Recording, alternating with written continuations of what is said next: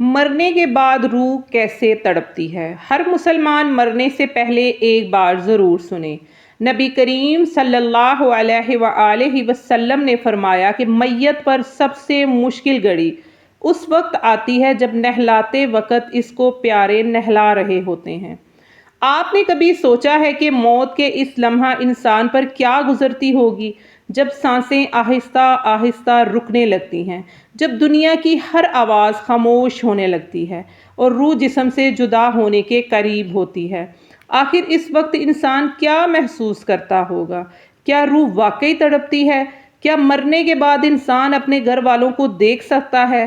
قبر کی پہلی رات کیسی ہوگی؟ اور وہ کون سا لمحہ ہے جب انسان کو اپنی پوری زندگی ایک ایک منظر کی طرح یاد آنے لگتی ہے؟ آج کی یہ ویڈیو آپ کو موت، روح اور آخرت کے ان رازوں کے قریب لے جائے گی جن کے بارے میں انسان کبھی نہ کبھی ضرور سوچتا ہے۔ تو ویڈیو کو آخر تک ضرور دیکھیں کیونکہ شاید کہ یہ الفاظ آپ کی زندگی بدل دیں۔ بسم اللہ الرحمن الرحیم۔ السلام علیکم ورحمۃ اللہ وبرکاتہ۔ اللہ تبارک و تعالیٰ نے انسان کو ایک عظیم مقصد کے تحت پیدا فرمایا۔ انسان کی تخلیق محض کھیل تماشا نہیں بلکہ یہ ایک امتحان ہے۔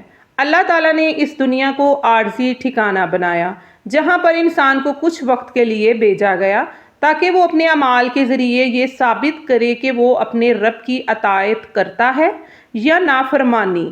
انسان جب اس دنیا میں آتا ہے تو وہ کمزور ہوتا ہے، پھر آہستہ آہستہ بڑا ہوتا ہے، زندگی کے مختلف مرحلوں سے گزرتا ہے، خوشیاں دیکھتا ہے، غم سہتا ہے، محبتیں کرتا ہے، خواب بناتا ہے، رزق کماتا ہے، اپنے لیے ایک دنیا آباد کرتا ہے۔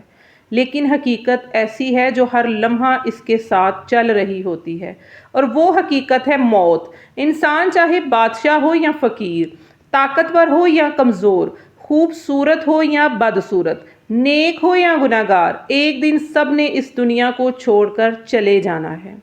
یہی اللہ کا نظام ہے، یہی اس کائنات کا اصول ہے۔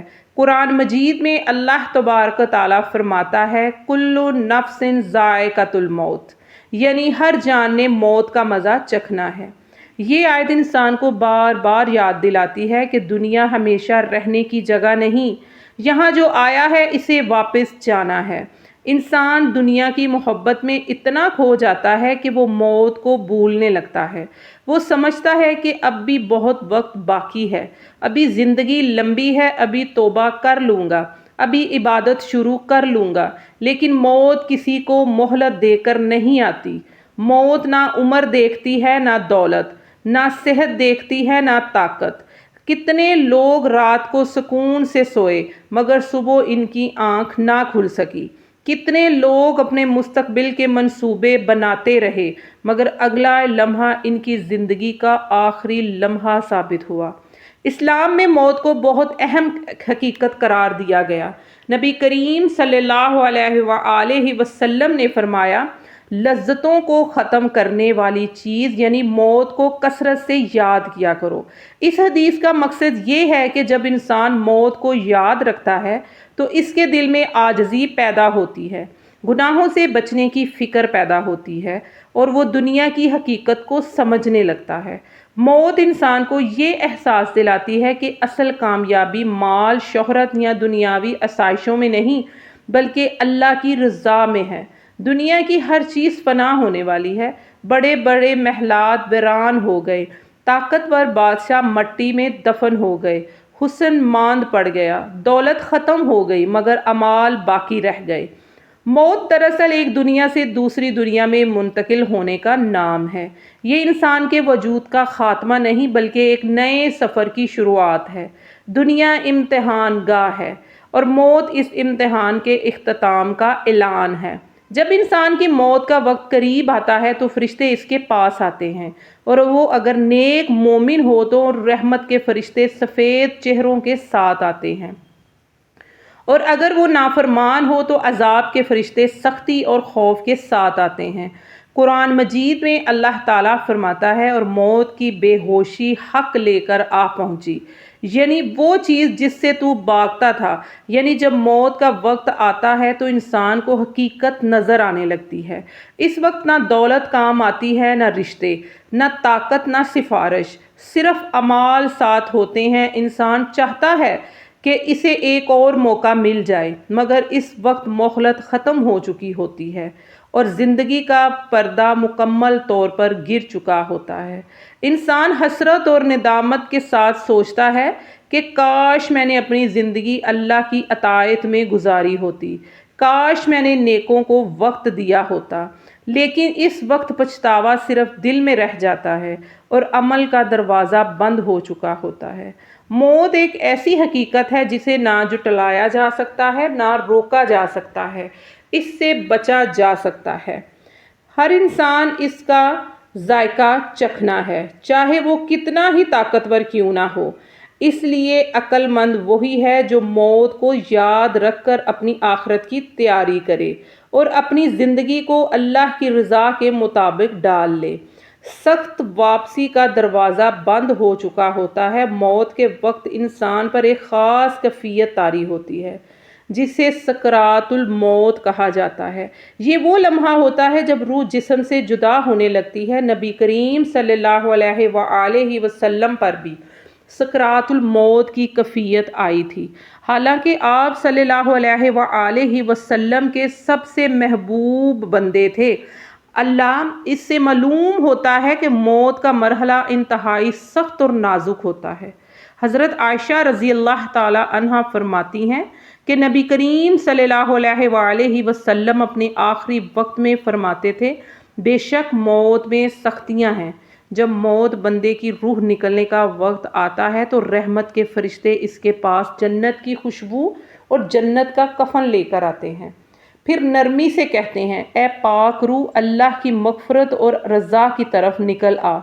اس وقت مومن کی روح جسم سے اس طرح نکلتی ہے جیسے پانی کا قطرہ مشکیزے کے منہ سے آسانی کے ساتھ نکل جاتا ہے۔ مومن کو اس وقت جنت کی خوشخبری دی جاتی ہے، اس کے چہرے پر سکون آ جاتا ہے، خوف ختم ہو جاتا ہے اور وہ اپنے رب سے ملاقات کی خوشی محسوس کرتا ہے۔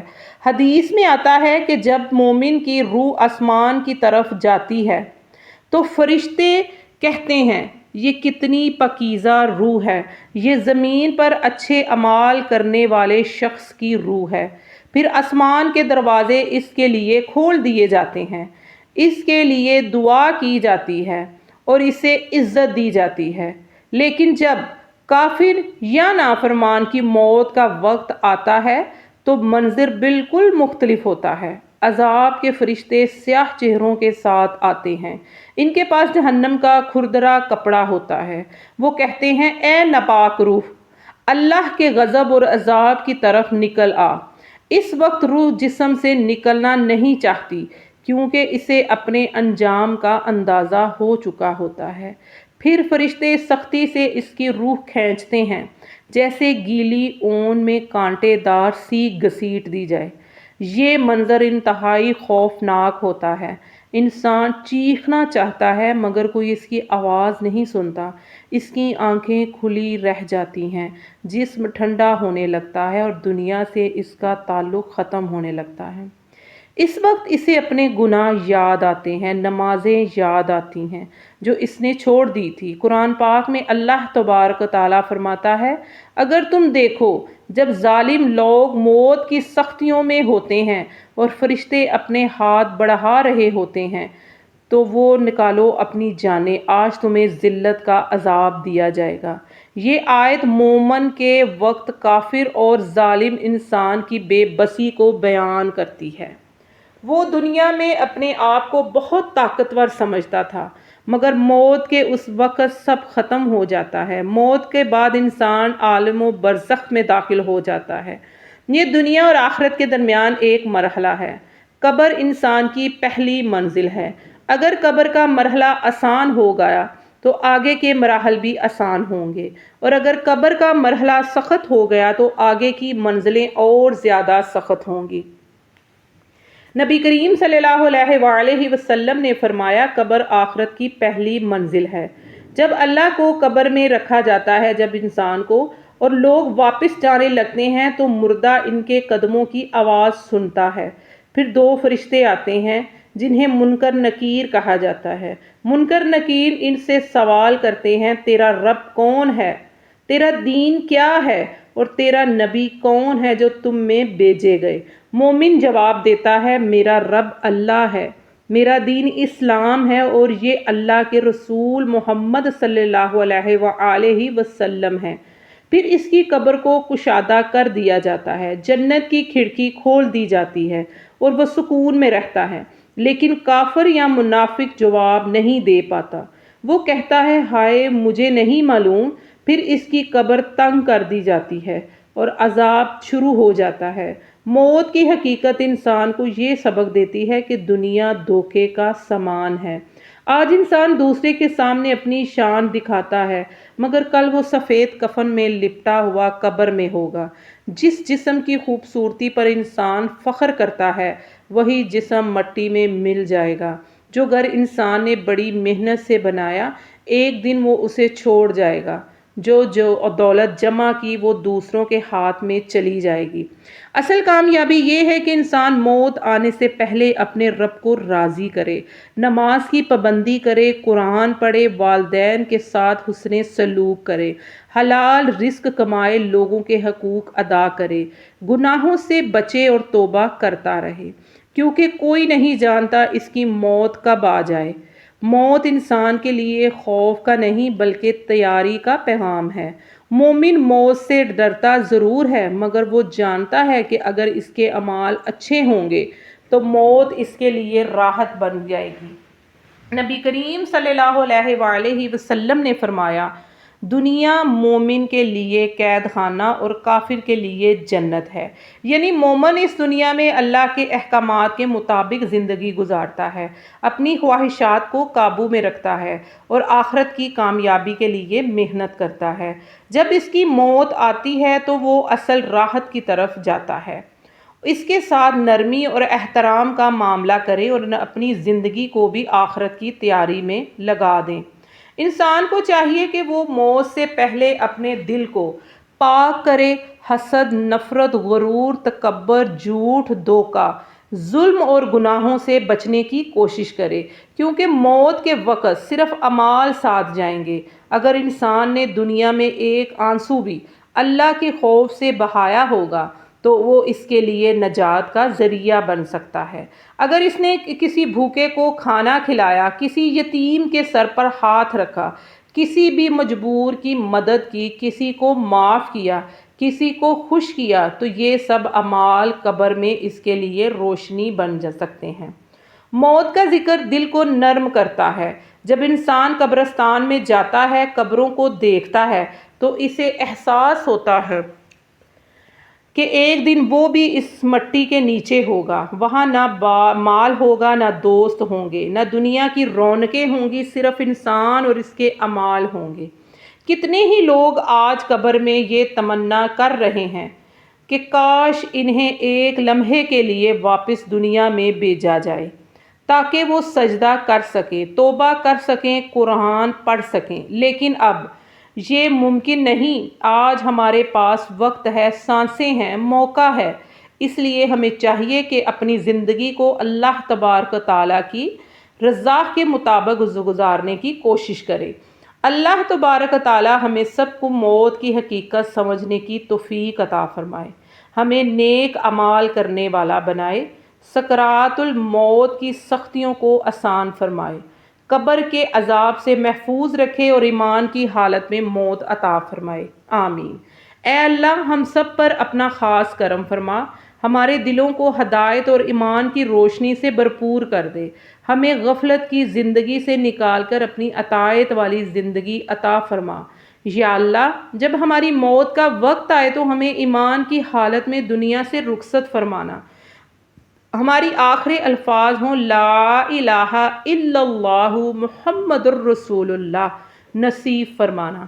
سکرات موت کی سختیوں کو ہم پر آسان فرما دینا، ہماری روح کو سکون، رحمت اور آسانی کے ساتھ قبض فرمانا۔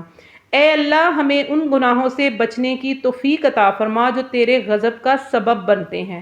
یا رب العالمین ہمیں نماز کا پابند بنا کر قرآن سے محبت عطا فرما، سچی توبہ نصیب فرما، والدین کی خدمت کرنے والا بنا، حلال رزق عطا فرما، جھوٹ، ظلم، حسد، تکبر، غیبت، دھوکہ، ہر چھوٹے بڑے گناہ سے محفوظ فرما، کیونکہ یا اللہ ہم جانتے ہیں جو انسان دنیا میں تیرے قریب رہتا ہے، تیری یاد میں زندگی گزارتا ہے، حلال و حرام کا خیال رکھتا ہے، لوگوں کے حقوق ادا کرتا ہے، دوسروں کو تکلیف نہیں دیتا اور دل سے توبہ کرتا رہتا ہے، اس کی روح آسانی اور سکون کے ساتھ نکلتی ہے۔ لیکن جو شخص گناہوں میں ڈوبا رہتا ہے، نمازیں چھوڑ دیتا ہے، لوگوں کا حق مارتا ہے، ظلم کرتا ہے، توبہ سے دور رہتا ہے، اس کے لیے موت کا وقت بہت سخت ہوتا ہے۔